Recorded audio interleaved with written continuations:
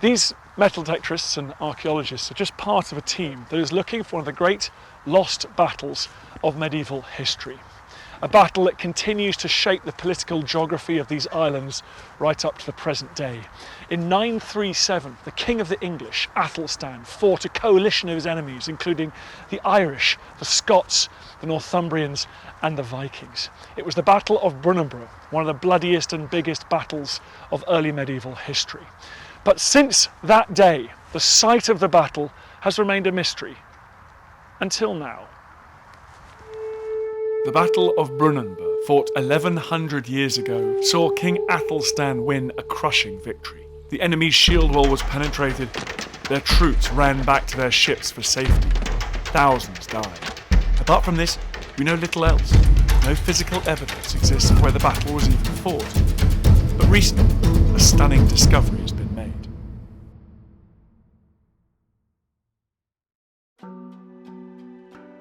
Countless hours of metal detecting and other remote sensing have uncovered thousands of objects in northwest England by the coast, on the Wirral Peninsula. I'm meeting early medieval historian Dr. Fiona Edmonds from the University of Lancaster to find out why this particular battle was so crucial. We're standing on what might be one of the most important battlefields in English and British history. But tell me, how did all the different players, all the different armies come to fight here? Okay, so I'd say Brunanburh is really the epic battle of the 10th century in Britain, and it's really significant for several reasons. Firstly, that many of the key players of the time are involved. So on the victorious side, we have Aethelstan of the Wessex dynasty, but by now ruling a substantial portion of what would become the English kingdom. And then we have Constantine, King of Brunanburh, that's the core of what becomes the kingdom of the Scots. And then we also have Owain, King of the Cumbrians, which is a lost kingdom now, one maybe people haven't heard of, but it had just expanded quite significantly and was an important political player of the time. And then of course we have Olaf Guthrusson, who has come from a dynasty that had dominated York and had ambitions to do so again. So you can see how really many very significant players in the politics of the time are here. And do we also have the Irish Norse, the Irish Vikings effectively as well? Yeah, so this dynasty had really control of Dublin, and Olaf and those who came before him had dominated Dublin. He by now is dominating many of the other Hiberno-Scandinavian settlements. Limerick, for example, he's managed to set his stamp on. So he would have strong backing from these Gaelic Scandinavian groups, potentially from the Isles as well. But York is a glittering prize, and you know, say 4 of his relatives had been ruling in York, so it's understandable that he would have an interest in coming back to rule in that part of what's now northern England. So this is a battle, unlike later medieval battles where they're fighting over the Kingdom of Scotland, the Kingdom of England. This seems to me a battle where the whole political complexion of the Isles is kind of up for grabs here. I'd say there's been a lot of turbulence during the Viking Age, and really Brunanburh is encapsulating some of that turmoil and then pointing the way to the future. And really what's at stake here is control of what we now know as Northern England, but at that point there was not necessarily any inevitability about where that large swathe of territory would end up. It had been part of the Northumbrian kingdom, an autonomous kingdom, of which really the key part by now is York, and so it's still really all to play for, but Aethelstan has a strong interest in this territory, and as of 927 had been ruling in York. Talk to me about Aethelstan, Alfred the Great's grandson, the forgotten, the kings really that made England, say Alfred the Great, his son Edward the Elder and Aethelstan, a pretty extraordinary run of kings. Talk to me about his plans and why he ended up fighting here. Really, the decade leading up to Brunanburh is crucial for Aethelstan. After the death of Sigtryg, who had been ruling in York, Aethelstan seizes his opportunity to gain power there. He also is showing a strong interest in other parts of the Northumbrian kingdom, so areas that we would now call Lancashire. He clearly has some control there as well. And his ambitions don't stop there. There are signs that he has aspirations to be what he would know as Rex Totius Etius Britanniae, or King of all Britain. Now I'd say that's really an aspiration rather than the reality, but he's quite serious about this, and in 934 he leads an expedition through northern England, and then both a land and naval expedition right into the heart of the kingdom of the Scots. This is very ambitious and shows serious intent, really, not only to take control of the Northumbrian kingdom as was, but to set his dominance elsewhere. However, this is fragile, and really what we're seeing at Brunanburh is Aethelstan's ambitions being significantly challenged by other key players. I'm sure it's more complex than this, but is this almost, the English are in danger of becoming kind of superstate that dominates the Isles, and this is almost everybody else in this archipelago kind of ganging up on it? Well, my own view is that what Aethelstan's trying to achieve is very aspirational, and there is a certain fragility to that sense of English dominance. But it is the case that we have an alliance here, and potentially quite an unusual alliance. And we've got Olafur, who obviously comes from this Dublin dynasty that has dominated York for a couple of decades. We've got the King of Scots, we've got the King of Strathclyde or Cumbria. But also interesting is the fact that the Welsh kings appear to be absent from the battle. And there's an interesting theme there, because we know that they accompanied Aethelstan on his expedition into the heart of the kingdom of the Scots in 934. So it appears that there was a debate going on in Wales at the time, which itself is made up of various kingdoms. The debate is along the lines of, should we resist Aethelstan, this king who is taking significant amounts from tribute from us, or not? And a great poem written at the time, a very emotive poem, suggests that they should be resisting, so potentially join this alliance, but it doesn't come to pass. Why is this a lost battle? Why don't we know? We know where the Battle of Hastings was fought. Why do we? What are the sources? Are they just? Is there stuff missing? Right. We do have some sources written pretty soon after the battle, and they give every sense that this was perceived as extremely significant at the time. So the Annals of Ulster, for example, calls it Bellum Ingens, an enormous battle which was fought horribly. And then we have, of course, a poem included in various versions of the Anglo-Saxon Chronicle, which tells us some significant details. So we're not wanting source material from after the battle, but it does leave some of the key details open to debate. However, we do have the place name Brunanburh in the Brunanburh poem, of course, and there's been obviously a long recognition that the only modern place name that can descend from that is Bromburgh on Wirral. When we come to the 12th century, we get a lot more information, and some of that information conflicts with what we might think about a location on Wirral. And crucial in this is John of Worcester, who says that Olaf's fleet came to the river Humber, and so that has been used to support various theories about a location in the east of England. And it has to be said that there are other sources potentially connected that give the Humber possibility as well, but my own view is that there are logistical problems with that. So Aethelstan was from the West Saxon dynasty, but he spent a lot of time in Mercia, didn't he? To what extent are these two formerly independent kingdoms becoming fused together now as this new English kingdom? Well, significantly so by this time, and we know that there were Mercians fighting at the Battle of Brunanburh. The Brunanburh poem tells us so explicitly. So as far as Wessex and Mercia go, there is a real fusion underway, but what is still to play for is the north of what is now England, and this had been part of an autonomous kingdom, the Northumbrian kingdom. Now Aethelstan is showing serious intent to dominate the north. He has already taken control of York, he has various lands in what is now Lancashire, but it's still not the England that we know today. There's another kingdom as far south as the Lake District, that's the Cumbrian kingdom, and the areas in between are really disputable territory, I would say. So this is still the England as we know it now is still very much in the process of formation, and I'd say there's not yet an inevitability it will take the form that we're familiar with. We've got the Hiberno-Scandinavians from the north of England, parts of Ireland. We've got Britons, if you like, from Strathclyde, Cumbria. Tell me more about Constantine and the Scots, because they're a long way from home here. That's right.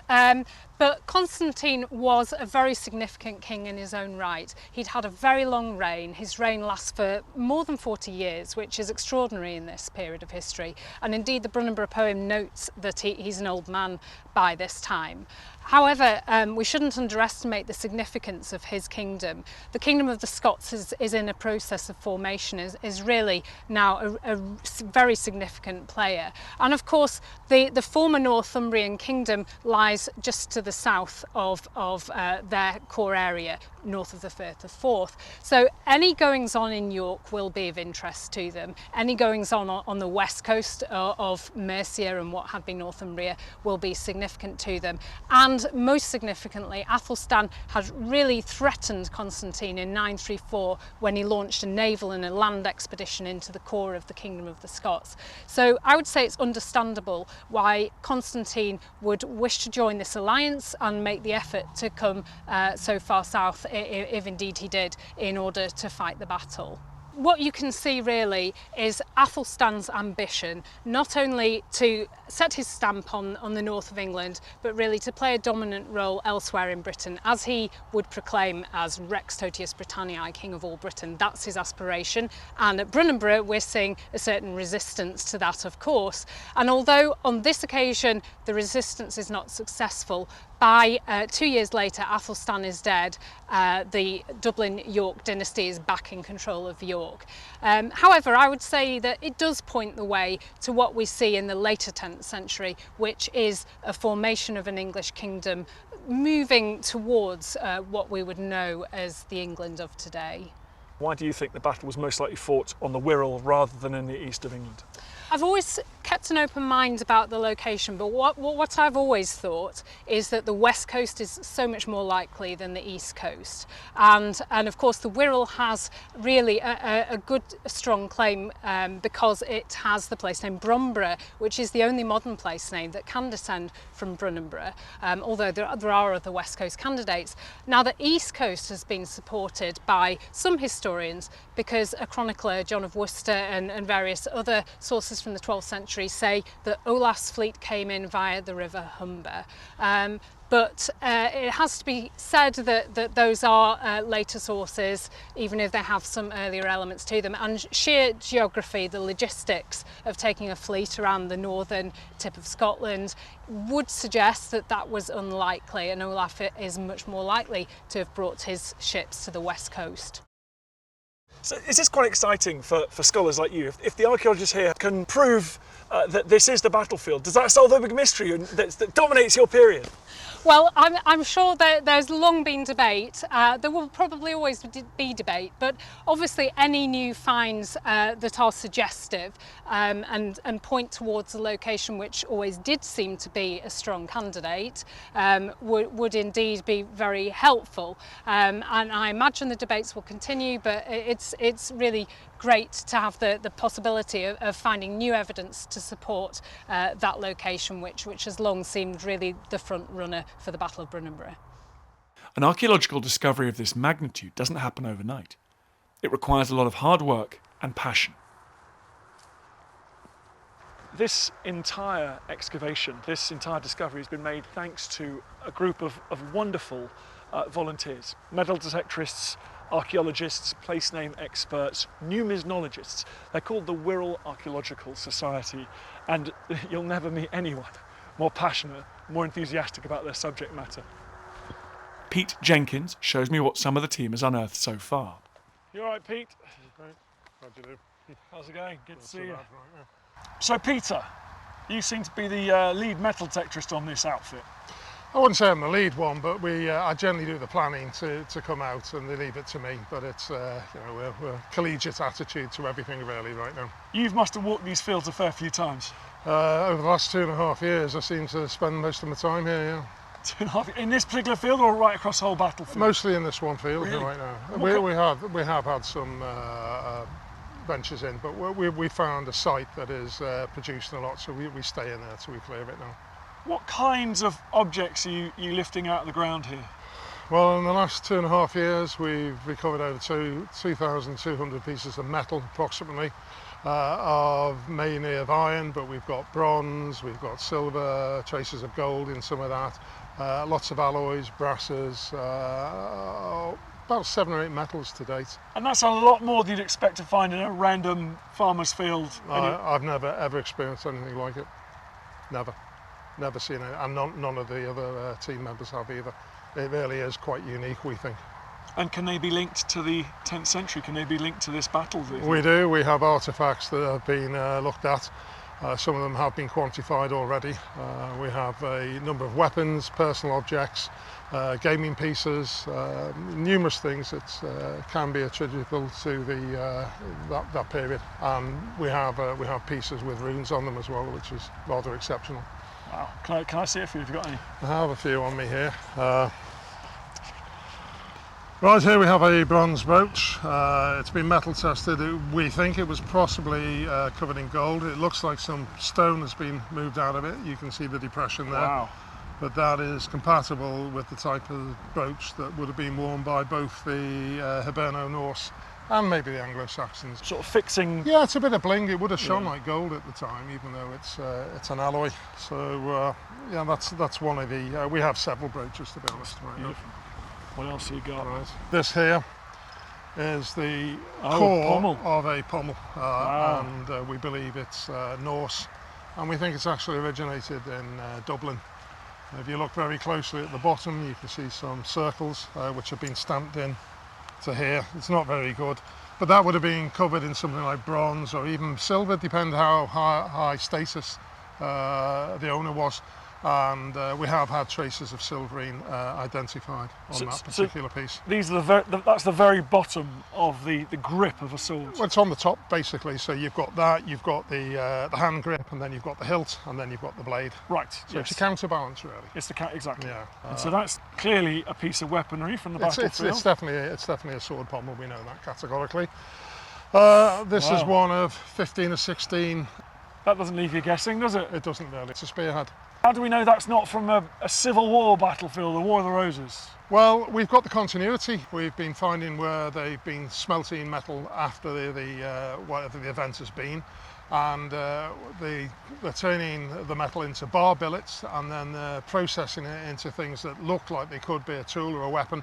And this seems to be the third stage that we have at this moment in time. And so you're confident that is not from the 17th century, that's got to be 10th century? No, we've had it looked at by a number of archaeologists and people, historians from that period, and they're quite sure that these are going to be finished off into spearheads. What else have we got? I'm very excited, everything comes out of your pocket. It's like, whoa, what's this? This is it's an axe, and it's actually pattern welded, and it's actually, if you look very closely at the cutting edge, it's more like a tomahawk. It's not the two-handed battle axe, so this is a sidearm. It's actually been split at some stage, and some carbonised steel, so it gives it a hard cutting edge, has been placed into there right now. So this is an axe, but this is not for chopping wood. It's not for chopping wood, it's for chopping men, I'm afraid. You've got your pockets full of artefacts. I mean, how many warlike artefacts have you pulled out of the ground here on this battlefield on the Wirral? Well, we pulled 2,200 artefacts roughly out of the field, but when it comes out, the concretion's really heavy on it, so we have to dry it out, and then we have to preserve it. So it's it's a work in progress. So you've been working on this for years. You've found over 2,000 objects. What percentage of the sort of battlefield area do you feel you've surveyed comprehensively? Probably less than 10%. I think we're several years to work on this site. The field that we have here, I believe, is unique. I'm not sure that we know of anything that compares, and we need academic help. We need the help of archaeologists and historians. We need to put this jigsaw into its right context. Holding these finds in my own hands is rather exciting, but somebody has to make sense of the thousands of objects discovered, and that person is Dr. Claire Downham from the nearby University of Liverpool. Claire, this is pretty exciting, isn't it? It's very exciting. It is very exciting. We might be on one of the most important battlefields, really from the medieval period. Why do you think this might be the Battle of Brunanburh? Okay, well, there's two things. There's the contextual information, and then there's the specific finds. So Brunanburh on the Wirral really is the only place name in Britain that can directly tie to the name Brunanburh. And for years, scholars have thought that this is the most plausible location for the site. There's never been consensus, and I think that reflects how important the event is, that there's many different theories. People have wanted to locate it to other sites. But this one has consistently been a credible location. Also in terms of where the different combatants could meet together, this is a good location. And what Wirral Archaeology have been doing over the last few years is they've been studying the landscape of the area, and they've also been metal detecting and come out with a very rich number of finds. There's lots of bits of metalwork coming out of the ground. Some of those are clearly 10th century, some of those are clearly weapons. There needs to be a full review of the evidence, but it's pointing in a very hopeful direction that they have actually nailed where the battle site is. Where were people coming from? Okay, so one of the main contingents is of course Aethelstan, who is the King of Wessex, but he's also supported by the peoples of Mercia at this stage. And of course the River Mersey marked the northern boundary of the Kingdom of Mercia. The name means the border river. You've then got the main opposition contingent, which is the Vikings of Dublin under the leadership of Anlaf. And of course it makes sense that if you're crossing from Dublin across the Irish Sea, the Wirral is a sensible location on the boundaries of Mercia.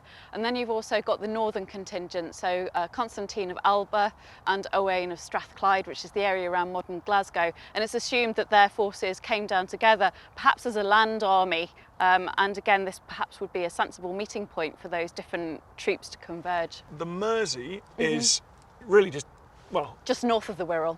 Just north of the Wirral, just there. Yeah. So this is the absolute northwestern tip Yes. of Aethelstan's kingdom, and we're sort of Absolutely. ideally placed for forces from the north and then across the Irish Sea to kind of gather. This feels like a kind of fulcrum, really. Well, yeah, and also it is a defined space. You know, the Wirral is surrounded on three sides by water. We know that Vikings from Ireland had settled here at the early 10th century, so it's possible that the armies of Dublin thought they might have a sympathetic local audience here. And the site of the conflict is more or less on that sort of cultural boundary between the area of Viking settlement in the Wirral and where the people of Mercia had held land for centuries. Let's talk about that geography a little bit. So we think the Vikings obviously came from the sea.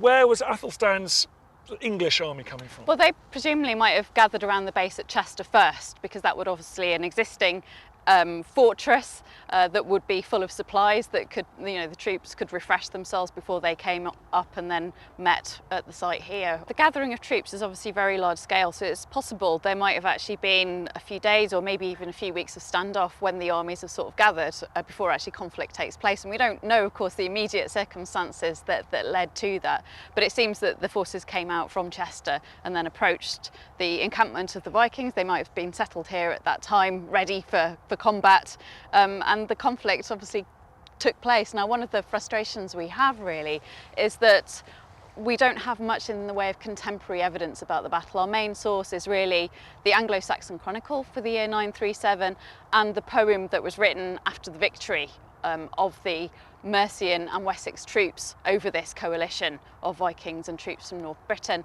And of course that's a very slanted source because it's written by the victors, so they're obviously celebrating the extent to which they have crushed the opposition. And obviously the size of this conflict, the fact it was such a big battle, such a large gathering of troops, meant that they felt they really obviously had something to crow about. What the Anglo-Saxon poem does tell us is that the conflict was fought over a whole day and that there was also quite a long retreat. So once their troops of the Dublin side were realising they were losing the battle, they started to withdraw, and then there was quite a prolonged process where the army of the English was chasing them back to where they had moored their ships. Which we think is up at the top of the Wirral Peninsula up there. Yeah, exactly. So a kind of terrible rolling fighting, which is the hardest thing to do in battle, is to conduct a fighting retreat. So, yeah. and that would have happened sort of up this valley here. Yes, absolutely. And the sort of topography of the landscape has changed a lot over the last 1,000 years. So, but some very interesting study of this has been done by Wirral Archaeology, where they're looking at natural ravines in the landscape that might have channeled the troops in a certain direction. They've also looked at the water courses, so how the Vikings would have got back to their ships, but in such a way to make use of the sort of limitations of the landscape and water, so that their ships could be got back to fairly safely, because that would have been, you know, quite an epic thing to achieve, to retreat but also get back in your ships and get away. So it's certainly quite a dynamic time. Okay, so that's what we think though from the sources. What have you, but from the early findings that have been made here, how do you think that marries with what you're learning on the ground? Well, the work that's been conducted by Wirral Archaeology, so it's a team of very dedicated local metal detectorists, and they've been looking for Brunanburh for a while, and they have found some very productive sites. It's clear that some of the finds are very relevant, so that they found items, for example, there's a part of a sword blade, there's part of a sword pommel.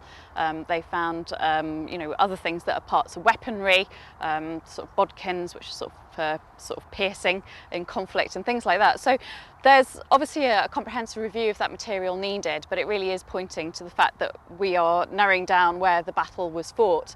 And so far what they found is maybe evidence for associated activity with the battle. So maybe where there was a camp, maybe some evidence of metal reprocessing. And there's still more work to be done. And I know that they're doing some geophysical work as well to try and track down the exact battle location.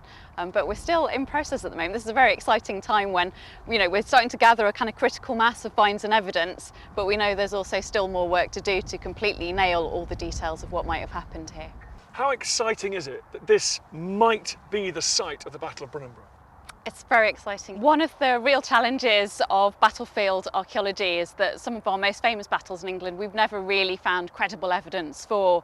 What we seem to be finding here is a nice correspondence between historical sources, which point to the location of the battlefield, study of local topography and landscape to understanding how a conflict might have been played out across this area, but also a large number of archaeological finds which are pointing in the right direction to really nail the location of the Battle of Brunanburh, which is of course one of the most famous early conflicts in English history. So this is a great opportunity at the moment. There's things still coming out of the ground, there's more research still to do, but hopefully in a short time we'll be able to bring all that evidence together and make a really conclusive argument.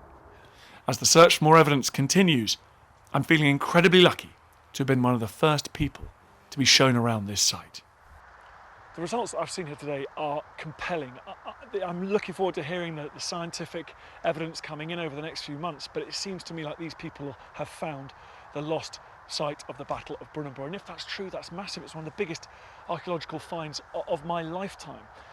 This is the most important battle after Hastings of the whole of the Anglo-Saxon period. For centuries, it's been lost, and these guys might just have found it.